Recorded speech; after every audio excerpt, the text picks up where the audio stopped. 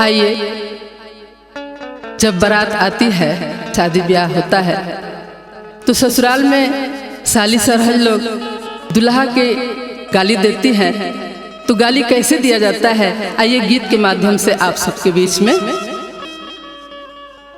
तोहरा के देखनी दुल्हा, तोहरा के देखनी दुल्हा, बकरी चरावत हो। कैसे कैसे अइला ये दुल्हा, बाबा के पसंद हो।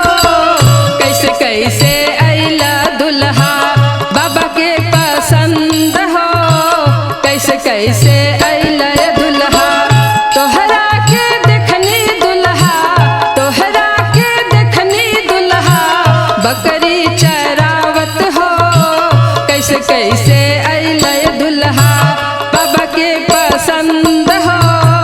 कैसे कैसे अइला ये दुल्हा, बाबा के पसंद हो। कैसे कैसे अइला ये दुल्हा।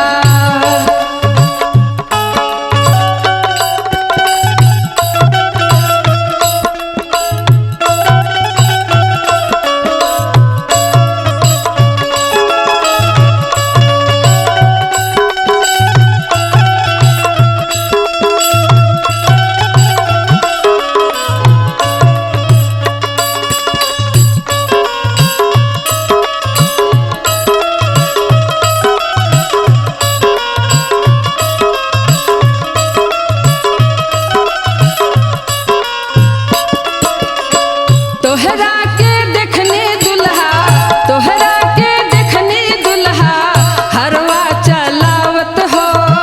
कैसे कैसे अइला ये दुल्हा, कैसे कैसे अइला ये दुल्हा, चाचा के पसंद हो। कैसे कैसे अइला ये दुल्हा, भैया के पसंद हो। कैसे कैसे अइला ये दुल्हा।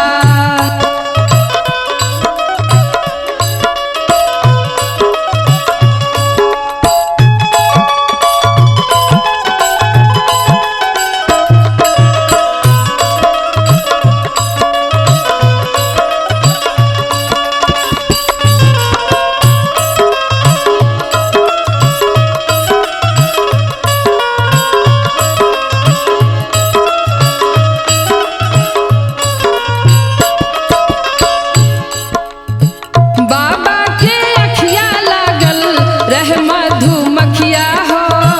बाबा के अखिया लागल रह मधुमक्खिया हो। ओही आखी कैले बाबा दुल्हा पसंद हो।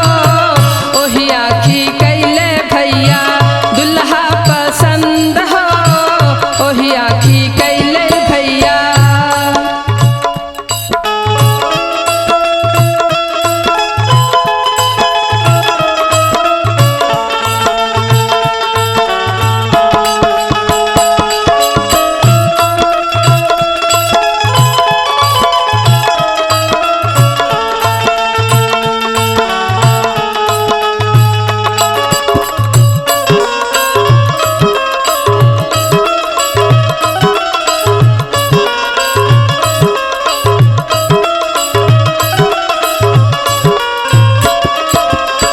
के ऐसन बार खोजल बुड़बक बौरा हो। के ऐसन बार खोजल बुड़बक गंवार हो। पाड़ा लजको पड़बा की खूब दत चिहार हो। पाड़ा लजको पड़बा की खूब दत चिहार हो। पाड़ा लजको पड़बा की। तोहरा के देखनी दुल्हा, तोहरा के देखनी दुल्हा, गरबा चलावत हो।